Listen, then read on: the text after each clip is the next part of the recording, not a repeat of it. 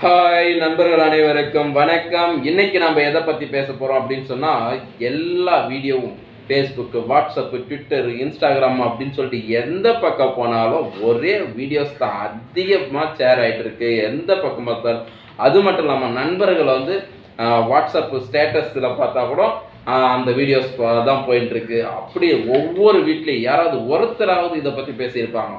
So நான் என்னத்தை சொல்ல வரேன்னு சொல்லிட்டு உங்களுக்கே புரிஞ்சிருக்கும். ஆமாங்க, நம்ம தலை அஜித் சாரோட ரேஸ் தான். ஸோ இத்தனை வருஷத்துக்கு அப்புறம் அவரோட ரேஸு துபாயில் அவரோட டீம், அவரோட அணி அஜித் ரேசிங், அந்த டீம் வந்து 3வது பிளேஸ் பிடிச்சிருக்கு, 3rd பிளேஸ் பிடிச்சிருக்கு.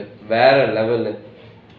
ஸோ நிறைய நடிகர்கள், நிறைய பேர் வந்து உச்சபட்ச நடிகர்கள் எல்லாம் கூட வந்து சொல்லியிருந்தாங்க, வாழ்த்து சொல்லியிருந்தாங்க. அரசியல் தலைவர்கள், எல்லா அரசியல் தலைவர்களும் வந்து வாழ்த்து சொல்லியிருந்தாங்க. பார்க்கறதுக்கு ரொம்ப சந்தோஷமாக இருக்குது. ஸோ நம்மளும் ஒரு அஜித் ரசிகன்ற முறையில் உண்மையாகவே பயங்கரமாக இருந்தது. அதுக்கு முன்னாடி ஒரு நாள் முன்னாடி அவருக்கு நடந்த விபத்து, எல்லாமே கலந்துக்க மாட்டார், ரேஸில் கலந்துக்க மாட்டார் அப்படின்னு எல்லாம் சொன்னாங்க. அதை தாண்டி நம்மளாம் சின்ன சின்ன விஷயம் நடந்துச்சுனாவே அவ்வளோ ஒரு பயம். ஐயோ வேணாம்டா ச்சே அப்படின்னு இருக்கும்.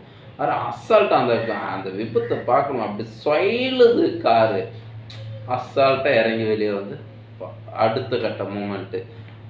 இதெல்லாம் வந்து அந்த தைரியம் யாரால் முடியும்? அந்த தைரியம் அவரால் மட்டும்தான் முடியும். ஒரே விஷயம், எந்த ஒரு செயலை செய்கிறோமோ அதில் தான் ஃபுல் ஃபோக்கஸ், அதில் தான் முழுமையான கவனம் செலுத்தக்கூடிய ஒரு ஆள்னு சொன்னால் தலை அஜித் சார். அவர் தான். தலைன்னு சொன்னால் அவருக்கு பிடிக்காதுன்னு சொல்லிட்டாரு, வேணாம் சொல்லக்கூடாதுன்னு சொல்லிட்டாரு. ஸோ ஏகே அஜித் குமார் அப்படின்னு தான் சொல்லணும்னு சொன்னார். லாஸ்ட்டாக அது அங்கே கூட கடவுளே அஜித்தே அப்படின்னு சொன்னாங்க, அது கூட சொல்ல வேணாம் அப்படின்னு சொல்லிட்டாரு. உண்மையாகவே நான் சந்தோஷப்படணும், பெருமைப்பட வேண்டிய விஷயம் என்னன்னா, ஒவ்வொரு நடிகரும் வந்து அவங்களோட தொண்டர்களை, அதாவது ரசிகர்களை வந்து ஏதோ ஒரு வகையில் யூஸ் பண்ணிப்பாங்க. அவங்க படம் வரும்போது கட் அவுட் பேனர் வைங்க, பாலாபிஷேகம் பண்ணுங்கள், ஒரு டீம் கிரியேட் பண்ணுங்கள், செலிப்ரேட் பண்ணுங்க, பிறந்த நாள் அப்படி இப்படி அந்த மாதிரி. ஆனால் அஜித் சார் என்னடனா ரசிகர் நற்பணி மன்றமே டப்புன்னு கழிச்சு விட்டாரு. அப்போ எல்லாருமே பேசினாங்க, அப்பாரு ரசிகர் நற்பணி மன்றத்தை கழிச்சிட்டாரு, அவருக்கான ஃபேன் ஃபாலோவர்ஸ் எல்லாம் குறைஞ்சிடும் அப்படின்னு சொல்லுவாங்க. அப்போ தான் அதிகமாக இன்க்ரீஸ் ஆகுது. ஸோ இந்த மாதிரி யாரால முடியும்? அவர் இந்த ரசிகர் நற்பணி மன்றத்தை கலைச்சதுக்கு அப்புறம் அதிக ஃபாலோவர்ஸு, அதிக ரசிகர்கள் அதிகமாயிட்டாங்க. ஆனால் அவர் சொல்கிற விதம் பாருங்க. அந்த ரேஸ் அப்போ கூட என்ன சொல்கிறாரு, உங்கள் குடும்பத்தை பாருங்க, ஃபஸ்ட்டு உங்கள் குடும்பத்தை போய் படம் வந்ததுன்னா படத்தை பாருங்கள், ரசிங்க, விசில் அடிங்க, எல்லாமே பண்ணுங்கள். ஆனால் உங்கள் குடும்பத்தை பாருங்கள். உங்கள் குடும்பம் முக்கியம், படிப்பு முக்கியம், உங்களோட வேலை முக்கியம். ஃபஸ்ட்டு அதுதான். எனக்கு தொழில் படம் நடிக்கிறதுன்றதுனால நான் செய்கிறேன், உங்களோட தொழில் என்னவோ அதை செய்யுங்க, படம் வந்தால் ரசிங்க அப்படின்னு சொல்லுவாரு. So unconditional love. ஆனால் ஒவ்வொரு அஜித் ரசிகரோட ஆசையும் நம்ம தலை, நம்ம அஜித், நம்ம கேகே வந்து நம்மளை பற்றி பேச மாட்டார், ரசிகரை பற்றி பேச மாட்டார் அப்படின்னு ஏக்கம். விடாமுயற்சி வரும் அப்படின்னு அவ்வளோ இதாக இருந்தாங்க. சரி, அது வரல அப்படின்னா அதை விட பல மடங்கு சந்தோஷத்தில் ஒவ்வொரு ரசிகனும் இருக்கிறாங்க. ஏன்னா 3rd பிளேஸ் அடிச்சிட்டாங்க அப்படின்னு சொல்லிட்டு இவ்வளோ நாள் பிரேக்குக்கு அப்புறம். அதுதான் ஒவ்வொரு ரசிகர்களுக்குமே சொல்ல வேண்டியது, ஒவ்வொருத்தருக்கும் சொல்ல வேண்டிய விஷயம் என்னன்னா, ஒரு செயலை செய்கிறோன்னா அதில் தான் முழு கவனம் இருக்கணும். புரியுதா இல்லையா? அவர் பாரு எப்படி இருக்காரு, படம் நடிக்கிறதுனா படத்தில் தான் ஃபுல் ஃபோக்கஸ், அதில் தான் முழு கவனமும் இருக்கும். கரெக்டாக ஒவ்வொரு விஷயமும் இப்படி செஞ்சால் இந்த ரசிகரை கவர முடியும், இப்படி பண்ணால் இந்த மாதிரி பண்ண முடியும் அப்படின்னு முழுமையாக இருக்கார். ஒரு பிரியாணி செய்கிறதா இருக்கட்டும், செஞ்சு போகிறதா இருக்கட்டும், அதில் முழு கவனம். ஏன் இந்த டேஸ்ட் இருந்தால் இப்படி இருக்கணும், நம்ம செய்கிற பிரியாணி இப்படி இருக்கணும் அப்படின்னு சொல்லிட்டு அதில் கவனத்தை செலுத்துறாரு. கார் பந்தயம்னா முழுக்க முழுக்க கார் பந்தயம். இது இந்த மாதிரி பண்ணால் இந்த பிளேஸ் அடிக்க முடியும், இப்படி இருக்க முடியும் அப்படின்னு சொல்லி முழுக்க முழுக்க அந்த கார் பந்தயம். அதே கன் ஷூட் பண்ணுறது இது இருந்தால் அதில் கவனத்தை முழுக்க செலுத்துறது. ஒவ்வொரு விஷயமே. ஆனால் அல்டிமேட் தான், கண்டிப்பாக அல்டிமேட்டுன்னு சொல்கிறதுல என்ன எல்லா திறமையும் இருக்குது. அந்த ஒவ்வொரு திறமையும் அதில் முழுமையாக கவனம். பார்த்து ரசிகர்கள் இங்கிருந்து துபாய்க்கு அவ்வளோ பேர், அங்கே இருக்கிற தமிழ் ரசிகர்கள், உலகம் முழுசாக இருக்கிற ரசிகர்கள் அங்கேயே வேந்து பார்க்குறாங்க.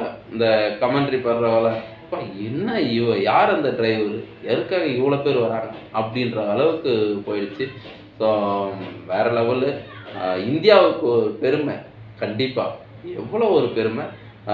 தேசிய கொடி எடுத்துக்கின்னு கையில் அசைச்சிக்கின்னு அப்படி ஓடி வந்து எல்லாருக்கும் ப்ளைன் கொடுத்து ஹார்ட்டிங் கொடுத்து, ஐயோ சே இது நல்லா கவனிக்க வேண்டிய விஷயம் தான். அவரு மாதிரி இருக்குன்னா அவர் ஃபேமிலி எப்படி பார்க்குறாரு பார்த்தீங்களா? ச்சே வேற லெவல்ப்பா. அவரோட ரசிகர்கள் எல்லாருமே இப்படி தான் இருக்கணும். குடும்பம்னு சொல்லிட்டா அவர் குடும்பத்தை எப்படி பார்க்குறாங்க? ஷாலினி மேடம் கிட்ட எப்படி சொன்னாரு, என்ன ரேஸ் ஓட்ட அனுமதிச்சதுக்கு எப்படின்னு சொல்லிட்டு அவங்க குழந்தைங்க, பொண்ணு, பையன்.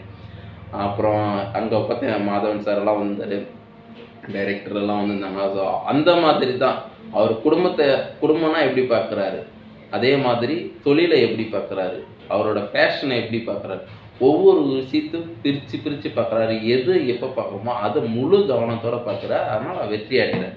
53 வயசில் தலைலாம் நரைச்சிட்டு எப்பா தலை நரைச்சாலே தலைக்கு தில்லு மட்டும் பயங்கரமாக இருக்குது. வேற லெவல். அந்த மாதிரி விபத்து ஏற்பட்டதுக்கு அப்புறமும் இப்படி சாதிக்க முடியுதுன்னா அது தலையால் மட்டும்தான், அஜித் சாரால் மட்டும்தான் முடியும். வேற யாராலும் முடியாது அப்படின்ற மாதிரி தான். பாரு தேசிய கொடியை வந்து துபாயில் போய் பறக்க விட்டுட்டாரு. வேற லெவல் இல்லை. ஏன்னா கார் ரேஸ் எல்லாம் பெருசாக இது அஜித் ரசிகர்கள் வந்து பைக் ரேஸு, கார் ரேஸை பற்றியெல்லாம் அப்படியே பார்ப்பாங்க. ஏன்னா எல்லாரும் பார்க்க மாட்டாங்க. ஒவ்வொருத்தரும் பேச வைக்கிறதுக்கு காரணம் ஏன்னா உச்சபட்ச நடிகர். அவர் இந்த வயசில் இந்த மாதிரி போய் கார் ஓட்டி இப்படி செய்யணுன்ற அவசியம் கிடையாது. ஆனால் இருந்தாலும் அவரோட பேஷன் அவர் செய்யணும்னு சொல்லிட்டு போயிருக்கார் பற்றியா. அதுக்காகவே வந்து வாட்ஸ்அப் வேறு லெவல் கண்டிப்பாக. ஸோ ஒவ்வொருத்தரும் அந்த மாதிரி தான் இருக்கணும். 3+ அடிச்சிருக்காரு. அதில் தேசிய கொடி பறந்துருக்குது. அவரோட சந்தோஷத்தை அப்படியே குழந்தை எப்பா 63 அப்படியே ஒரு என்ன சொல்லணும், ஒரு 18-20 வயசு பசங்கள்லாம் எப்படி அந்த உற்சாகம் ஓடி வந்து எகிரி அந்த குழந்தை மாதிரி இருந்தாருப்பா. வேற லெவல் நல்லா இருந்தது. ஸோ அது பார்க்குறதுக்கு அவ்வளோ ஒரு சந்தோஷமாக இருந்தது. அதனால் வீடியோ போடணும்னு தோணுச்சு. கண்டிப்பாக போட்டுருவோம். எப்படி இருக்கு நண்பர்களே, நீங்களே சொல்லுங்கள். இது வரையும் நம்ம நியூஸ் 3 யூடியூப் சேனலை சப்ஸ்கிரைப் பண்ணுங்கள், கமெண்ட் பண்ணுங்கள், ஷேர் பண்ணுங்கள், லைக் பண்ணுங்கள். ஸோ தலை ரசிகர்களெல்லாம் வந்து இந்த பொங்கல் வந்து தலை பொங்கல் தான். தலை ரசிகர்களுக்கு வந்து தலைப்பொங்கல் வந்து எப்போ பொங்கல் என்னடா பண்ணுறது, படமும் வரல, இப்படியே ஒரு டென்ஷனாக இருந்தவங்க எல்லாருக்கும் அப்படியே 100 மடங்கு சந்தோஷமாக இந்த ரேஸு அமைஞ்சுது. ஸோ சந்தோஷம், மிகப்பெரிய சந்தோஷம். ஓகே நண்பர்களே, மீண்டும் இன்னொரு வீடியோவில் உங்களை சந்திப்போம். நன்றி, வணக்கம்.